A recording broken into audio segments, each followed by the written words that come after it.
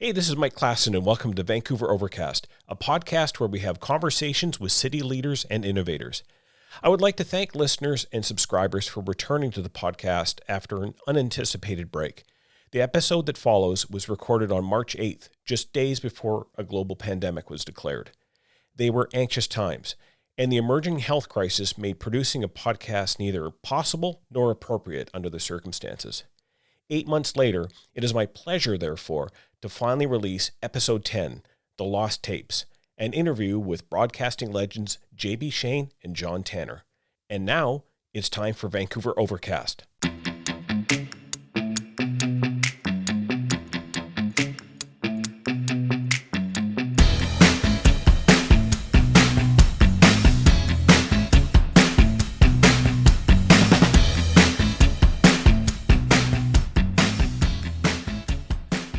So welcome to the latest episode of Vancouver Overcast. It is my amazing pleasure to have two people sitting beside me here in the studio to talk about radio, talk about TV, talk about culture, talk about music.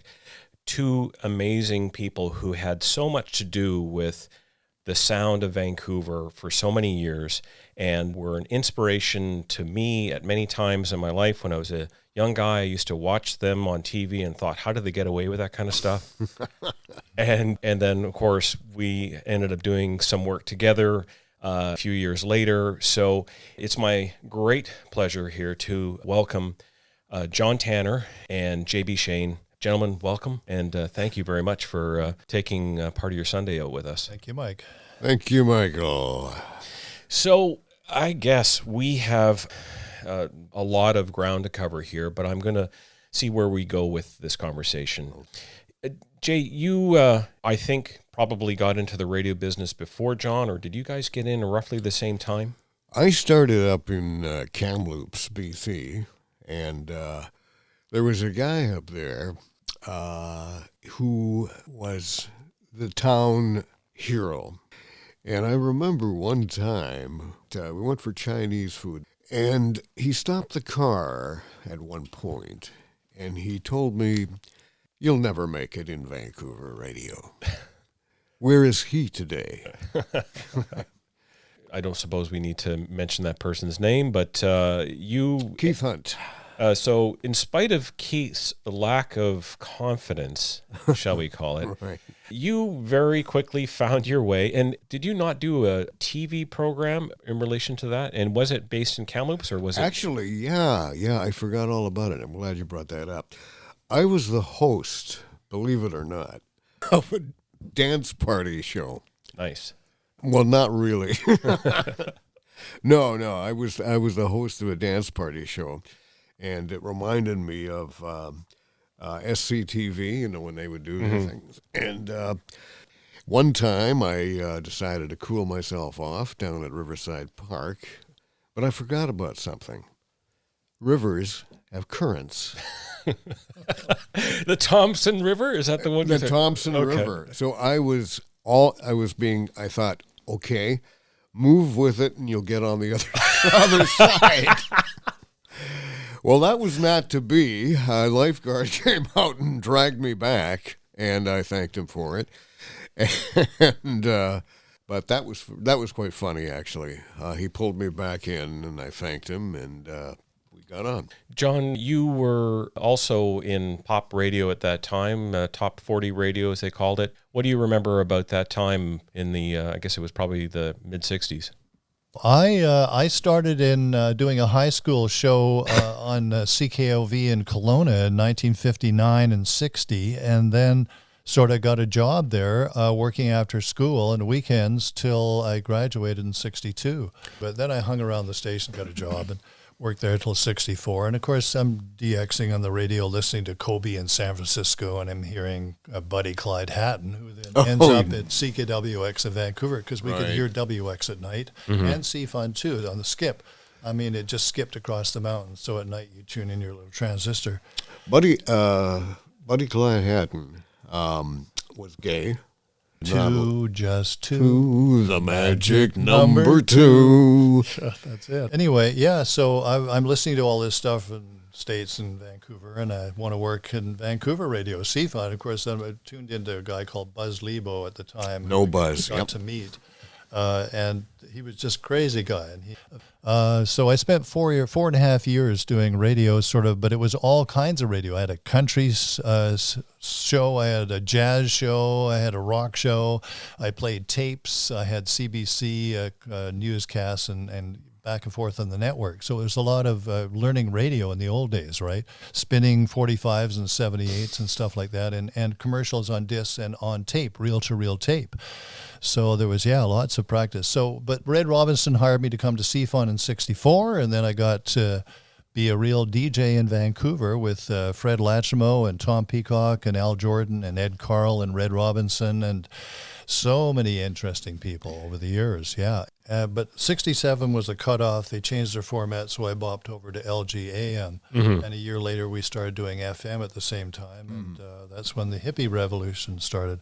But it was 66 and 67 while I was still at CFON, and CFON wouldn't play Country Joe and the Fish because it was, marijuana music kind of thing. But I would get visits from guys on 4th Avenue from the Psychedelic Shop, and Doug Hawthorne, who is a big proponent of the music, and the Country Joe would drop by, and he had a Country Joe music, and I'd play it in the library, and this is great, but I can't play it on the air because I'm controlled by the top 40, right?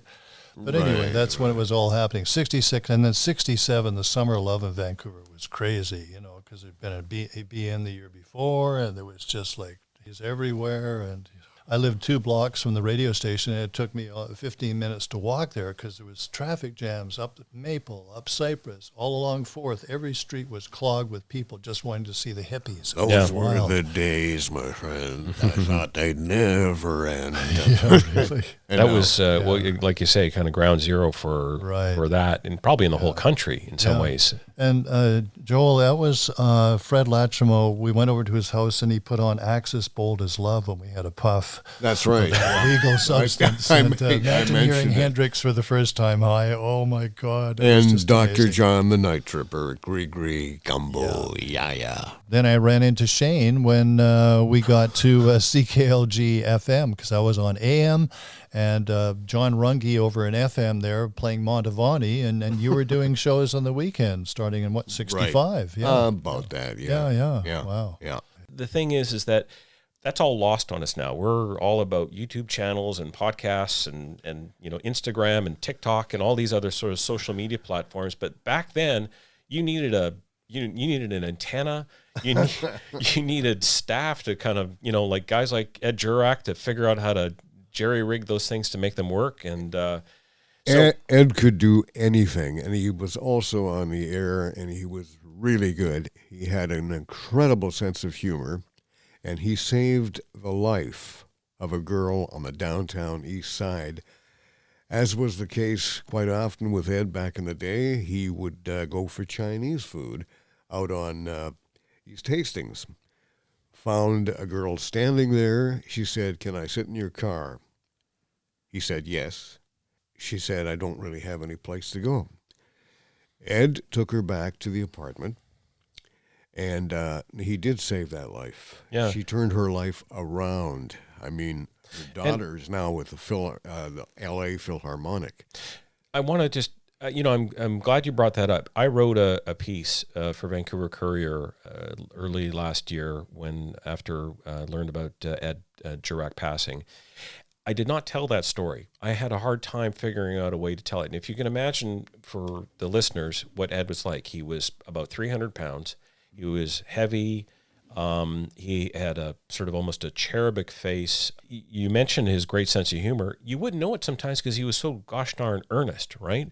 But he would be downright hilarious when he needed to be. But it sounds a little bit creepy, right? Because he's a fully grown man. But the truth is, he did exactly what you said. He took care of this person who had a child, and that child grew up, and I gather the woman herself was able to get off the street Yep. because he intervened at that time. That's and exactly and he it. did it in a very kind way that I think, sadly, that story probably may, it'll be here on the podcast for a little while, but not a lot of people know that about Ed. But you guys did have very long careers in radio and eventually on television. And it's so interesting about what you guys did, how incredibly innovative it was. You guys were pioneers in many ways, but you also got a start in very mainstream, very buttoned-down type of roles. Jay, how did you end up creating a bunch of these characters that had so many different names? Raul Casablanca, Captain Midnight, Chuck Steak, and J.B. Shayne as well. I mean, were they like characters for you? Were you? Yeah, definitely. Absolutely. What were you trying to do? Do you think on those all-night shifts, what were you trying to do with those characters? Do you feel like you were an actor in that role? Yeah, I do. Again, go back to what Red Robinson said, that you're not a disc jockey, you're an actor playing a disc jockey.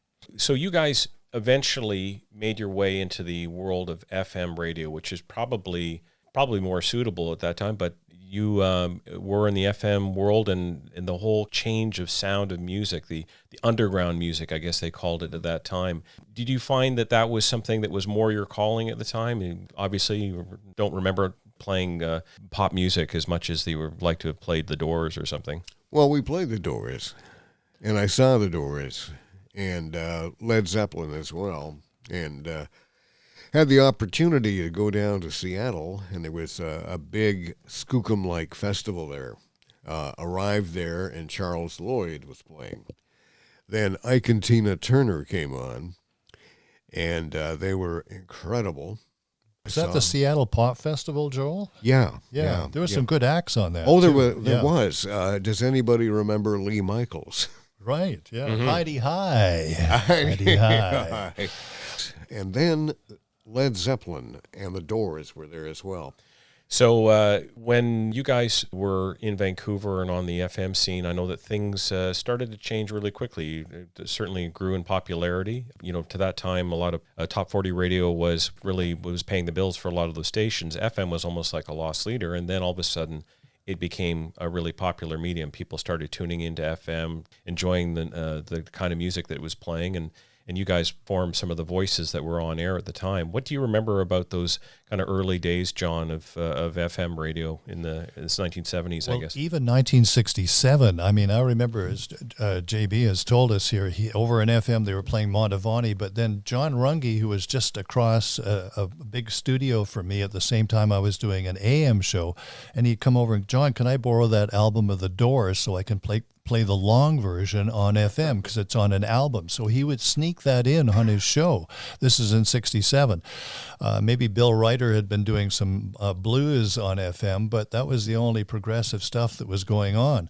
So that happened in the 68. Suddenly they started playing the Doors and all the other things, the Jefferson Airplane, the Grateful Dead, all the underground stuff, Lou Reed, and when Lou came to town, the Doors came to town, Jimi Hendrix. The music was just amazing at the time. And that's when JB came over and did the voices. He would record the Chuck Steak voice for Darryl B. and Roy Hennessy in the morning. A lot of those were on tape. Those were just your voice, and they'd play with the tape, the voice on the tape. Yeah. It was beautiful, and it sounded like he was there live. Well, he had been just an hour or so before, but it was all pre-recorded. What's Chuck Steak doing now, JB? Drinking again. Just drinking more and more and more. Hear me? Where, Michael, where's the bar? It's such an incredible time to be creative. You just don't see that really in the radio space anymore, that kind of channeling of characters. And also you talk a little bit about some of the music you guys used to play. I mean, you would be required to play from a certain playlist, but that didn't always happen. You probably did some deep cuts on records or even played records that some people hadn't heard of before. What I used to do is I had a friend, Jack Nortman, who was a radio junkie. Yeah, Jack. And what I had him do is play the long version and then have another turntable set up with something else. And I would leave for a while and go up and have a cream cheese and lox and bagel at a place that is no longer, and then come back. And by that time, I was ready to take over again. Did you ever? I know that's what they say, that the famous breaks that would happen when you played the whole side of an album or something, because they did that in the wee hours. Oh, yeah. You could put album sides on and stuff. I mean, FM. AM was controlled. You had to play all the music from your top 40. Eventually, they put it on cartridge. But in FM, you had those 100 albums that you could choose from. Yeah. Jazz, folk, blues, all kinds of rock. And it was just amazing. Spoken word. Cheech and Chong were happening. It was wild, yeah. Yeah. Tommy Chong, where are you? So he's out there. He's close by.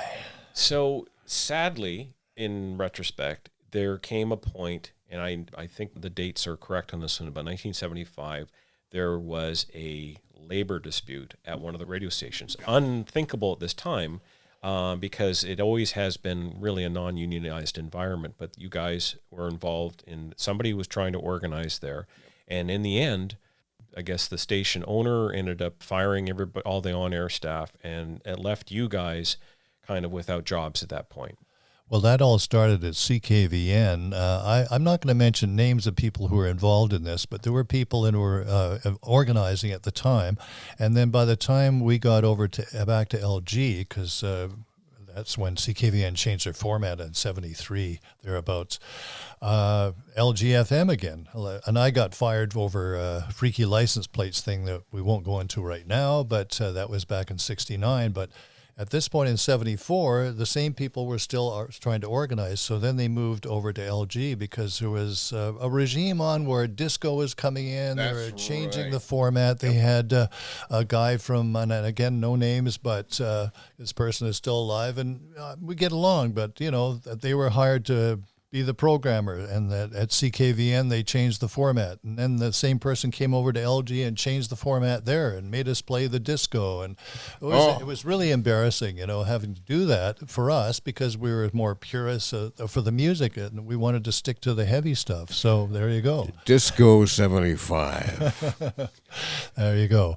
But it all evolved into a strike it should have been through a different, it should have been the same union as the CBC is involved in. It should not have been... not QP. Not QP. Yeah. It should have been ACTRA. Yeah, ACTRA. So there you go. We made a bad choice, but everybody was so annoyed with the big changes. And incredible, eh? It was really a heavy regime. So we can't blame management. They were trying to change the format to make money, to keep up with the times. And we were caught up in that. And the strike ended. I came back from my honeymoon in 75. The strike was over after we'd been out there in February in the snow, and it was horrible weather. I kind of wonder if...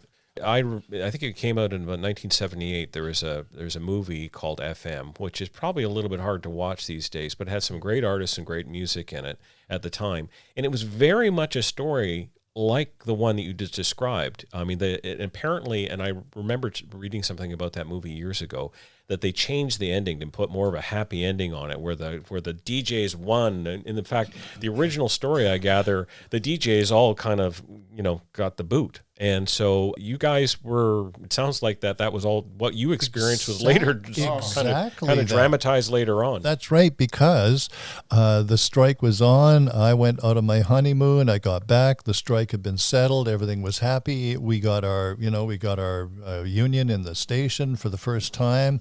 But within 1 year, they had gotten rid of everyone who had been involved with the union. They decertified it, and JB and myself and Bob Ness were called into their office and fired all on the same day, and we were the last of the union troublemakers, and off we went into the blue. So you can see how that led to other station work and night dreams because we were so frustrated, and the punk scene was happening. So in 76, we started that. That's incredible when you think about it. In 76, 77, that's when things started to really change with music. Yeah. And let's face it, at the time, the music was very good, but it was changing. There was an Total changes, energy yes. happening. There were Sex Pistols, The Clash were happening. You know, all of this was going on in the UK, and the punk scene here. We got the DOA, the Pointed Sticks. We got the Subhumans. We've got the Young Canadians, K-Tels originally, you know, Art Bergman, all those great people. And then we had Suzanne Tabata at CITR who joined us on Night Dreams in around 79, 80, you know. So we evolved from 76 to 83. Shayne Lunny taking over later and pre-recording the show.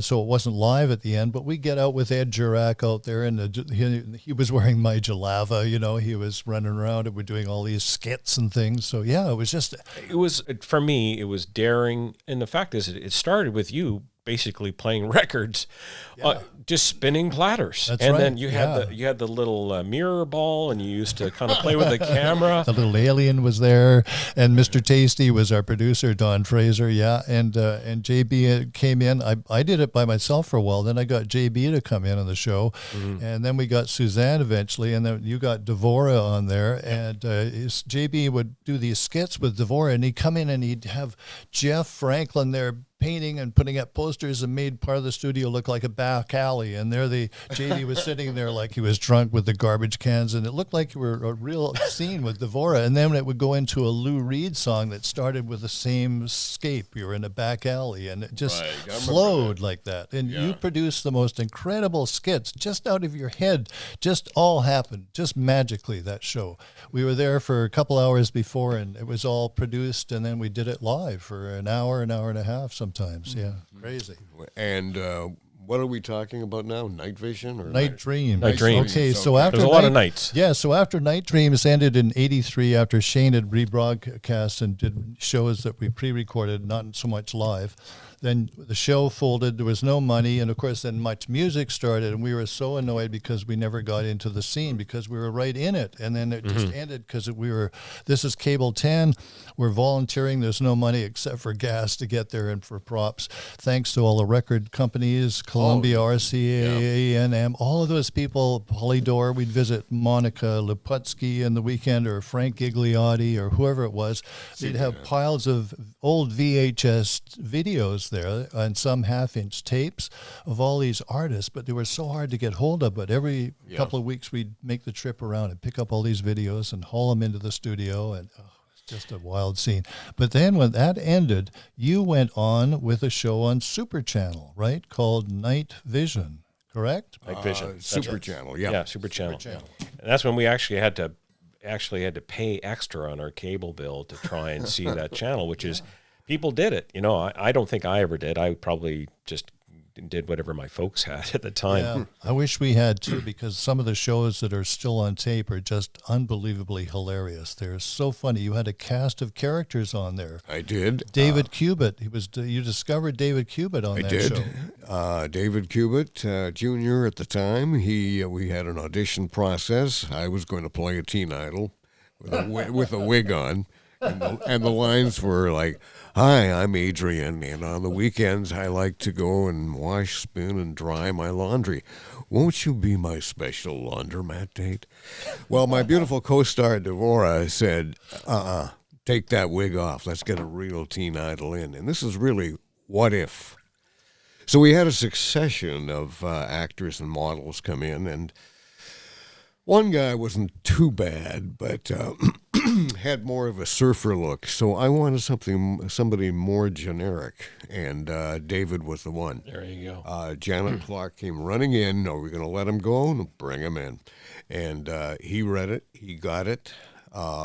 He chuckled at it, but he was the guy. And you guys had so many great characters that would make appearances. There's Ed Jurek, of course. We're bringing him up again. He was he seemed to have no fear when it came to, you would put a costume on him. You would put him into, he was Leda Babushka? What was Babushka? Right. And so he used to do these kind of Eisenstein type of black and white, and he would have the the babushka wrapped around his face and tell these tragic stories with babushka. We filmed that. We went outside and we filmed that out around UBC. Yeah. There were other characters too. I think I have a copy somewhere laying around of. And again, this is pretty racy stuff. Goring wasn't boring, so you had him dressed up in like the Third Reich. I did, yeah. And kind of and dancing around. Dancing and dancing, yeah. You know, a friend of mine once said that sort of music videos, he says that's back when they were cool. It was when you guys were playing them on Night Dreams.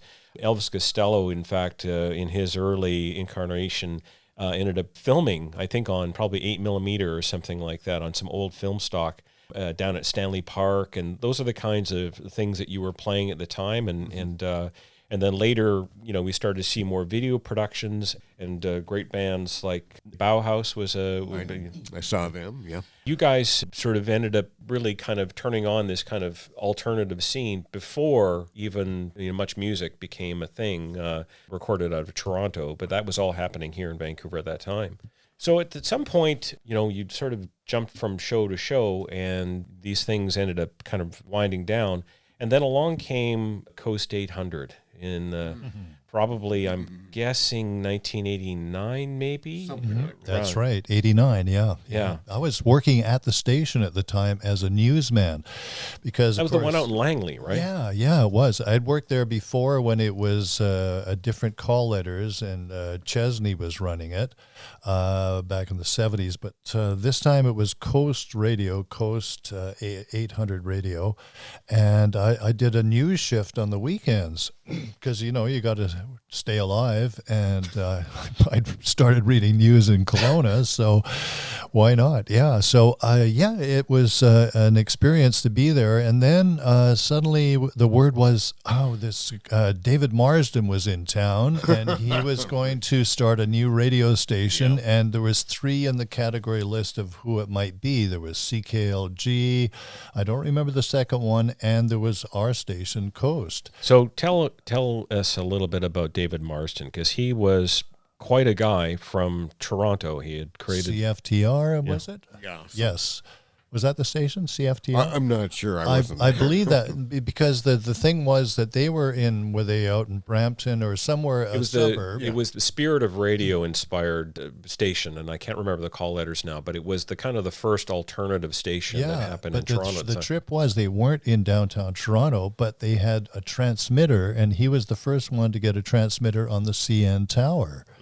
So there they are on their station in the suburbs, broadcasting to all of Toronto, and it just blew people away. And so eventually David came out here to the West Coast, and he started it at 800 in Langley, and then it moved to downtown to 1040. This is when I actually was a big fan of JB, so I kind of reached out to him, and he didn't know who I was, so I ended up coming out to Langley and met Marsden, and at the time, you guys were kind of doing the station there and playing really for an AM station based in Langley. You were playing the only kind of modern music of the time. Yeah. And so people were, I think they were struggling to hear it. It didn't sound that great on AM. That's right. It was hard to get in Vancouver, you know. Yeah.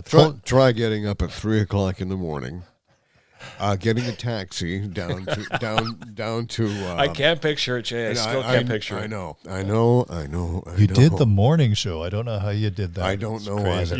You must have really wanted the job to get up there. Well, the music was so amazing. It was just all the new stuff, and grunge was starting to happen, and Nirvana was happening. Well, I got into a little bit of a kerfuffle with Marsden. When we moved downtown, that was a lot easier.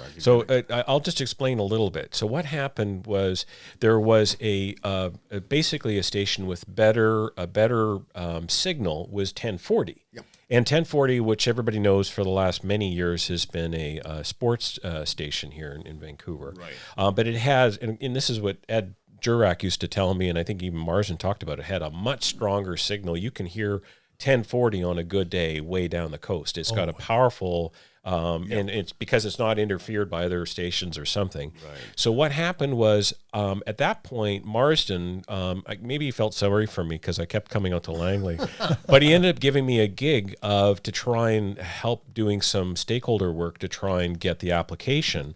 So they could, because you had to go to CRTC. You couldn't just kind of, you had to kind of, in order to move a license from one place on the dial to the other, you had to go through the government. Right. And so we needed to go and get, hundreds of signatures and letters from all these different groups. And that was my job for a little while. Wonderful. Yeah. You did a great job. I did a good job to get onto AM. But then what happened later on, the story goes, is that they tried to get the FM because they weren't satisfied with the 1040. Right. And that's where it kind of didn't go any further. Anyway, so that's just a little setup. So we're now downtown on Pender Street. The station was really starting to grow a lot of big fans. I remember, I think I still have a copy of the Coast 1040 yearbook. Yes. Yeah, wonderful book. Do you remember, Jay, when Coast 1040, I think it was down at the Canada Place at the end, and they had a live morning show, and you had a bunch of rotating guests, and they had a whole audience there. I mean, like, that station built up a huge fan base at some point just because of the music and the sound. Well, I remember walking into a Japanese restaurant and hearing two people talking. And one of them said, "Have you heard that guy on the radio on that particular station? He's really crazy." Funny, crazy. Well, we had back then, and that's where I started to indulge you a bit more. And you gave me a nickname. And I guess because we are both cinephiles of sorts, and you probably go to more movies than I do these days, but back then we were crazy for making sure we had the best seat at the Ridge Theater. And I don't know how you came about it, but you called me Kino. Yeah. Kino, which is cinema in German. He called me Kino Klassen, and that became my nickname. And so it became Shayne and Kino, and we ended up doing, quite a bit of work together for a few years. The Hollywood North Report was quite funny. I thought so. And we got calls from North Shore Studios, I did, and they said, "We don't know what the hell you people are doing, but we really like it." So the whole cinema culture that was starting to happen here in Vancouver at that time, and of course, we had Alan Franey, who'd been running the film festival here for many years, and we started to create the Hollywood North Report. I really kind of took liberty with some of the characters, like Marty Eisler, which was Jack Norton, who played this kind of pushy LA producer type guy. He was raising money because he wanted to cut a swath of the North Shore mountainscape to put the Hollywood North sign. Right, I remember. And that, then, yes. in fact, I wrote a little bit around it where we were, because they had this somebody, and I remember who ran it, but they ended up losing their shirt. They created this event called Movie Magic, and it was taking place at BC Place Stadium. And so Movie Magic was going to be this great showcase where everybody could learn about the making of movies. Well, of course, nobody showed up to this thing. But I wrote this little piece where we were actually, to showcase the Hollywood North sign, they were going to move the letters of the Hollywood North and set them up inside BC Place. But what happened is that the letters were too big and they wouldn't fit in the airlock. And as a result, the dome started to deflate. And they had punctured one of the airlocks. And I mean, people won't remember this perhaps, but did you time it when it was deflated? Well, no. So it was well before that, but we would have a blast with just crazy ideas, and we do these little shtick guy would come in every Friday. Yep. And do you remember? I think his name was Craig Peters or somebody who was the Craig Peters. Yes. Yeah, he was the production manager. And I think poor Craig. I would come in there with the script, and he would go, "Man, I got to do all this production on this one little bit that you guys are doing." But he ended up doing a great job in some of them. They were just so much fun to listen to. Craig Peters is alive and well. He's a Facebook friend. Oh, fantastic! Yes. Well, hello, Craig. Thanks very much for all the great work you did back then. Hi, Craig. What are you doing now? So he's with the LCB or whatever they call them now. He's with the Liquor Control Board. Who do they call that now? Yeah. Alcoholics. Yeah. No, he's not an alcoholic. No. So He plays golf. Sorry.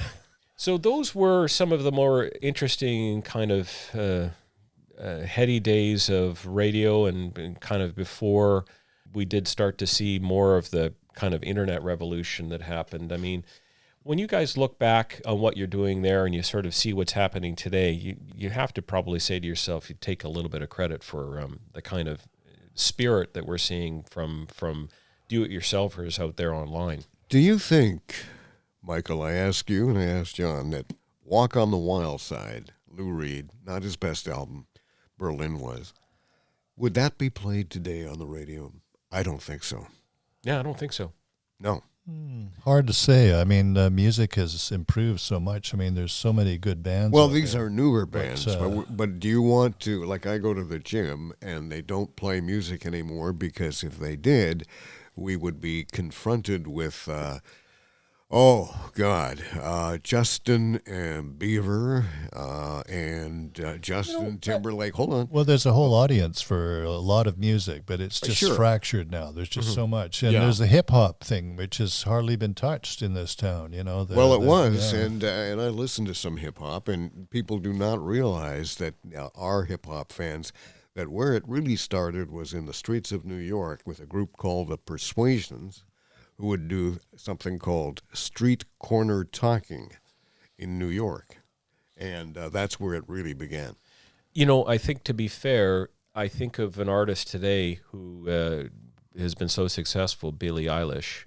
Some of her sounds are kind of dark and mysterious, and she's a very young woman. Yeah, she has a new album, I believe, too. Well, she's got an EP. But I'm trying to picture, and I think your point is that Walk on the Wild Side actually was on sort of top 40 radio at some point. It was, it got played, and it was a single. I think it would be a little bit harder to hear, a song with a stand-up bass and talking about, hanging around with hookers so explicitly in that way would be a little bit unusual, I think, given the environment for the music radio that we hear today. You want to hear about Lou?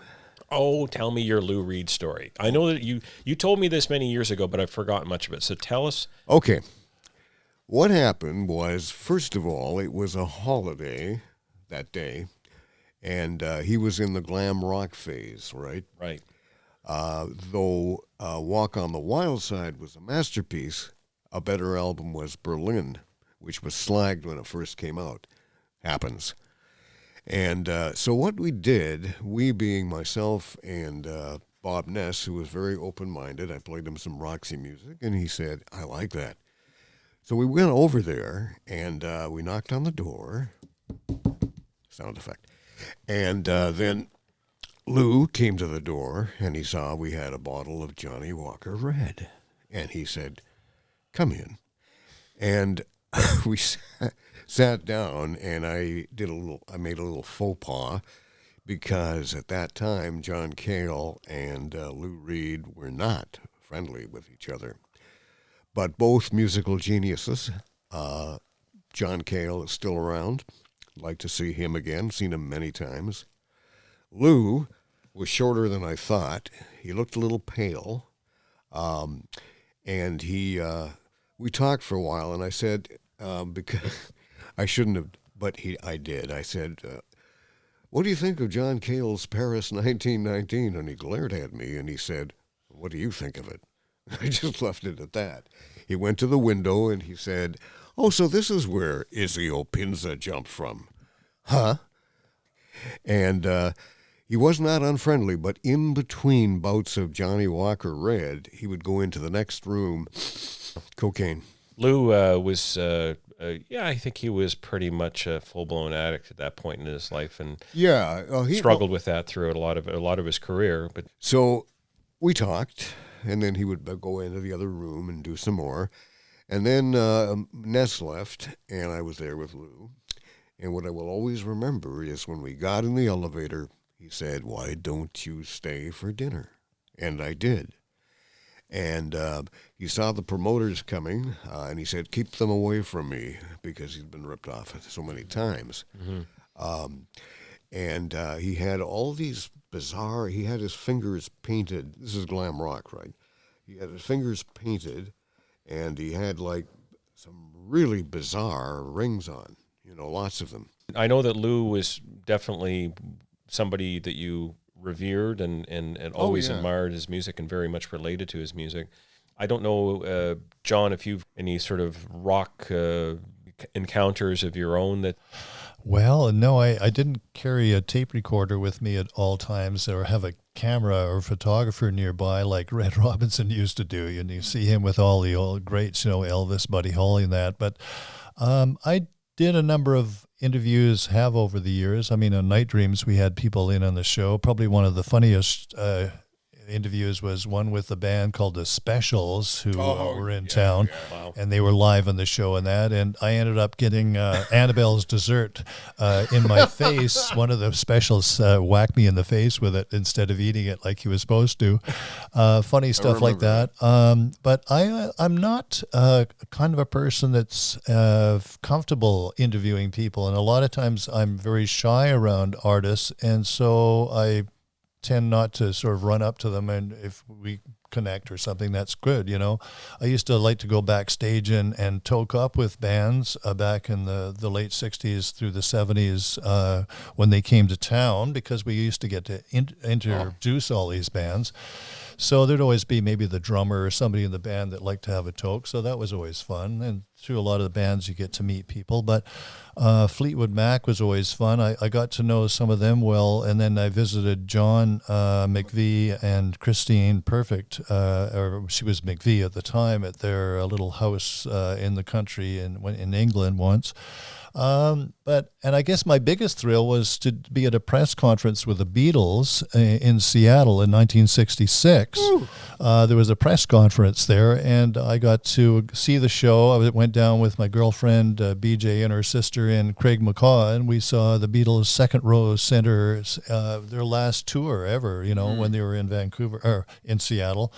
Unfortunately, they didn't play in Vancouver in 66. It was 64, right? Saw them then. So then it was an afternoon show, and then after the concert, we got to go in and go do the press conference thing. I was there with Mad Mel, and a thing that was exciting for me at the time was I was going to meet Paul McCartney when we went backstage with Mel, because he knew them from Australian radio. I was dressed as the Jolly Green Giant at the time when I did the interview, and while we were waiting to go backstage, a photographer came over and said, we want to get the band, the Ronettes, want to get a picture of you with wearing your outfit. So I posed with the Ronettes. If that picture is out there somewhere, I'd like to find it. I've been trying to track it down. I love the Ronettes. And meanwhile, Mel and Paul go backstage, and I missed out on that encounter. So I've never really met a Beatle in person, but they're one of my favorite groups, next to Elvis, I guess, who started me off in rock and roll. But it was the business gets you to meet a lot of groups and interview bands and introduce bands. I mean, Terry David Mulligan and I did introduce the Doors on stage when they played here on that infamous show where there was almost a riot at the end. When they stormed the... Was that like 1970 or something? Yeah, 70, I believe. Yeah, stormed the stage. So there's lots of fun stories. I'm trying to work on my memoirs. Didn't John Lennon tell Red Robinson to get off the stage? To F off the stage, actually. Right, yeah. Well, that's because the manager, Brian Epstein, had asked Red, could you please go up and make an announcement that the boys won't play anymore unless the crowd moves back. And Red tried to do that, and Lennon didn't realize that his manager had asked Red to go up there. So didn't help much. I think they missed 2 or 3 songs. I'm sure for Red Robinson, that would be a badge of honor to this day. I mean, wow. Well, I mean, the guy got to introduce Elvis and was hanging out with him down at 57 before the concert, and he hung out with Beatles backstage and stuff. So it's being a DJ was fun, but you had to have a personality, not only to be an actor on stage, but then you had to interact with these bands that you would meet and interview sometimes. My worst interview was with Joe Jackson, but I remember that. We won't go into that. Was for Night Dreams too, and it was just awful. It was just he's changed a lot. I have to say, when I look back, you guys had great chemistry with the women that you invited on your shows. So Suzanne Tabata, Suzanne's an old friend of mine. She was, I mean, you could tell it was very cool what she brought to the show, what you guys did. I know that later, Devora on Night Vision, the work you did there, you guys played off each other in such an amazing way. You got to play the kind of the macho man sometimes against her, and it was. I mean, you have to picture, JB. He's not exactly, none of us in this room can, be in the George Clooney category, but you guys played against each other so well, and I know that later on Jackie Underwood too was always played so well against you. She loved to play characters. And Jackie Underwood is the only non-Arabic person in Vancouver who has actually met Saddam Hussein. Okay. Quite an honor. No, because she was a correspondent. She married a Palestinian gentleman named Joseph. He took her to Saudi Arabia. The family treated her very, very well. And being a correspondent, Radio Jeddah, they they went down the Tigris, saw the castles, and then they walked into one bar someplace, and there he was, Saddam Hussein. I'm assuming it was a hookah bar or something. not a place where they poured liquor. No. Could I get a word in here? Mr. Shayne, No. I just want to say that you've been an inspiration to me back when I first met you, and I heard that you were Barry Shayne in Kamloops, and then you showed up at LG, and I started getting into your crazy humor, and then actually working with you at CHRX, which is another rock station that Bob Morris is programming there, and some great people we work with. Ellie O'Day worked there with us at CHRX, but... I'll tell. Go ahead. Yeah, so, but in the LG days, the LG FM days, you were always giving me, we go down to the beach, hang out at Jericho, wherever, and you would give me ideas. I'd have my notepad, and we'd be writing things down, little notes, and you'd give me one-liners. Every day he gave me I two still or three do one-liners. that. I still write down a lot And of I'd stuff. use those in my show. Those are my one-liners. And I said, "Are you sure you don't mind if I use these?" No. And he'd give me all these great ideas. And it was just like you were really an inspiration. And I thank you for that. You know, between you and Uncle Vern, my spiritual advisor, it was a great time to be alive, especially as the herb was happening. The herb was happening. Hey, John, I want to ask you, you got to be well known for your interests in the heavens, astronomy, astrology. You really incorporated that into a lot of your work, and I know that you've maintained that sort of active interest throughout your entire life. How did you kind of mix that into your work as a broadcaster?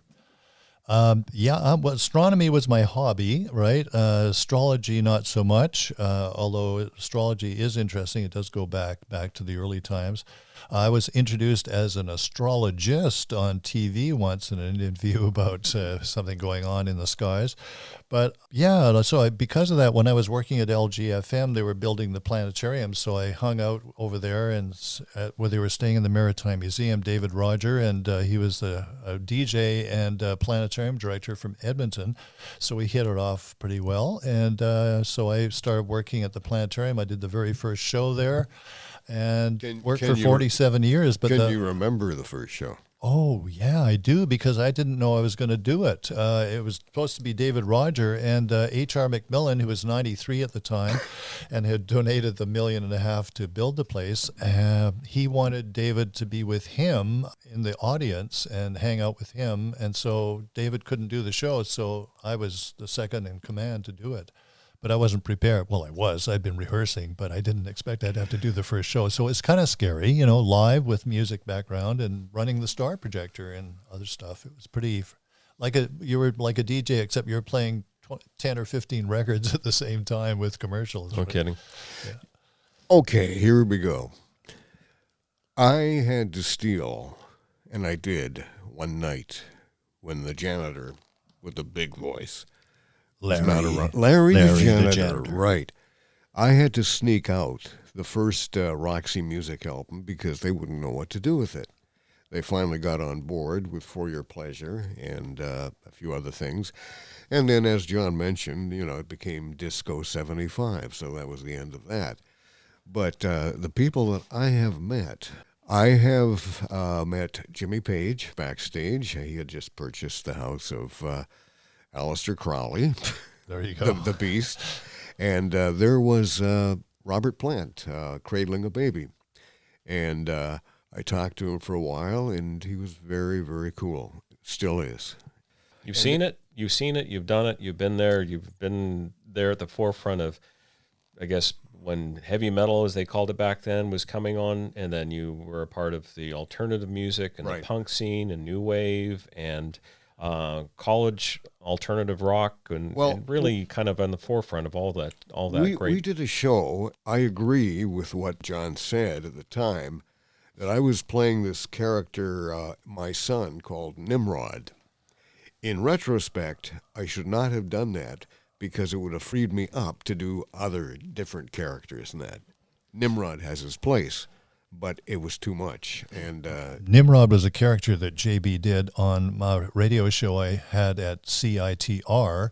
When I left Coast Radio in 93, 94, I got really depressed, and my wife said, "You've got to do a radio show," and I remember that. Go out to CITR. So I went out to CITR, and they have, if you want to do a show there, you just sign up, and then you come to take the course and learn how to run the equipment. And if they okay you, then you go on the air. And I didn't say I'd worked in radio or anything. I just went out, and a couple of people sort of recognized me and later said, "Hey, it's nice to have you here," whatever. But, it was just me trying to do my thing. Along the way, in 2006, because this was about 96 that I started doing this, I asked JB to join me and do a show, and we had a show called Radio, and then Son of Night Dreams. So about 3 or 4 years he worked with me, and we did a show together. Mm-hmm. And that was every other week. We did it for an hour and a half. But in retrospect, I played like Nimrod, my son. Which was his son, it's JB's son, so he couldn't be JB and do all those other characters and be himself, right? Right. So, and he got a bit cranky and was swearing and stuff at the end. And yeah. But in retrospect, John is right. I should have not been Nimrod. I mean, he's got a little place there. It was fun for a while, yeah. For a while, but he was getting really negative, know, and I thought, no, we've had enough. And you've been an amazing number of characters over the years. Just probably 25 or 30 that I could probably start counting off. How about Herb Foley? Herb Foley with the garden report. Yes, we have the gardens. They're blooming. Look at all the beautiful flowers out there. So Don't pick them. There's some pussy willows. I'm going to Some tell. pussy? And the Dweezil sisters. oh yes, the Do you remember the Dweezils? We used to do these two voices, falsetto voices. I was Yogurt and you were Youtha. Dweezil. Youtha, what song are we going to sing today? We're not going to sing anything today, John. No. Why not, Youtha? Because I can't sing anymore. Oh, silly girl. Yogurt. Jay, do you remember? Because I have this is a Coast 1040 story, so we're going to be kind of bouncing around the timeline. I guess as the station was starting to kind of come to its end, they were cutting back. So I think they had somebody who was doing nights, and eventually they pulled them, and then they voice tracked you. Right. And now you were doing mornings, and they decided to voice track you. And so for somebody who would be listening would be hearing JB on at 1 in the morning, and then he'd be doing live radio at 8 in the morning. So it didn't make sense. So you decided in a way He did a character. Yeah. And you ended up doing David Hawk's son. Right. He likes doing people's sons. Dino Hawks. That's right. So my now God. David Hawks, who to a lot of us, and in fact he's now involved with the Hollywood Theater reopening. Right. David Hawks was a long time music DJ, worked down at Love Affair, and he ended up having a weekend show. And was doing at evenings. LG, but he was at Coast the Fox, rather. He was at Coast for a while. So what? So he didn't have any children at the time. and so you created his son, Dino, and you did all the voice tracks that they would play, and apparently people would come up to Dave and say, "I didn't know you had a kid," and he got started to get really mad at you about that. Yeah, his girlfriend said, "Wait a minute, where's the son come from?" Yeah, I had an argument with I like Dave Marsden. He got me back into radio. Yeah. But I had an argument with him. I said, look, we're playing all this alternative music. A lot of it is from Toronto, like the 77s. Who are they? They don't know them out here. Why are we not playing the most important figure in alternative music? Why don't we play some Lou Reed? And he said, oh, he's too depressing. He can be at times. Yeah, that's true.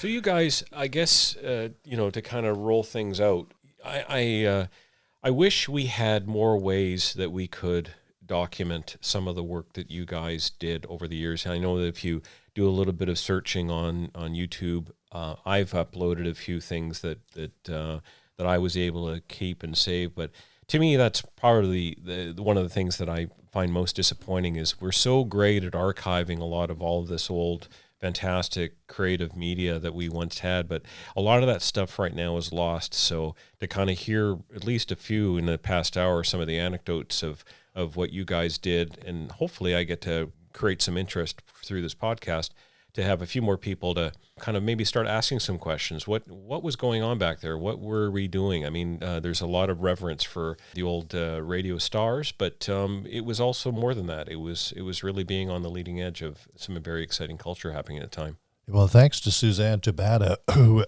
got all of the old Night Dreams stuff that Don Fraser, Mr. Tasty, saved. And we've got a number of shows, maybe half a dozen at most, of Night Dreams shows, but that's it.